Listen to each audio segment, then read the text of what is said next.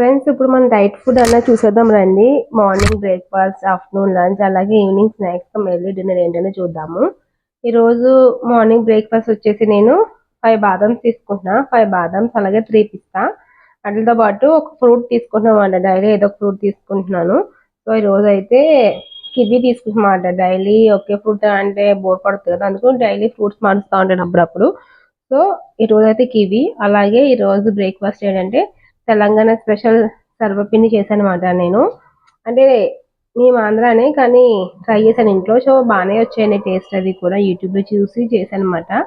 ఈరోజు బ్రేక్ఫాస్ట్ కింద తీసుకుంటున్నాము. ఇది నా హెల్దీ మార్నింగ్ బ్రేక్ఫాస్ట్ అనమాట. అలాగే ఆఫ్టర్నూన్ లంచ్ ఏం తీసుకెళ్తాను అనేది చూసేద్దాం రండి. నేను ఆఫ్టర్నూన్ ఆఫీస్కి వెళ్ళిపోతాను కాబట్టి లంచ్ బాక్స్ అనేది ప్యాక్ చేసేసుకున్నాను. సో ఆఫ్టర్నూన్ లంచ్ వచ్చేసి ఈరోజు బ్రౌన్ రైస్ అండి. బ్రౌన్ రైస్ ఇంట్లో బెండకాయ కర్రీ కలిపి బెండకాయ టమాటా కర్రీ చేశాను. సో అది మాట ఇది చూపిస్తాను ఉండండి మీకు. ఇదిగోండి టమాటా బెండకాయ కర్రీ. నేను బ్రౌన్ రైస్ ఒక చిన్న బాక్స్ మాట, కప్ రైస్ మాట, అలాగే కర్రీ కూడా కర్రీ కలిపేసి పెట్టుకుంటాను. అలాగే సెపరేట్గా కూడా వేసుకెళ్తాను అనమాట. ఇది నా ఆఫ్టర్నూన్ లంచ్ మాట. అలాగే ఈవినింగ్ స్నాక్స్ మళ్ళీ అంటే ఇంకా ఈవినింగ్ స్ట్రిక్ట్గా డైట్ చేయాలని చెప్పి ఏం తినట్లేదని చెప్పాను కదా, బటర్ మిల్క్ అలాంటి సలాడ్స్ లాంటివి తీసుకుంటున్నాను. సో ఈరోజు కూడా బటర్ మిల్క్ తీసుకుంటున్నానండి. సో ఇదండి ఈరోజు నా డైట్ ఫుడ్.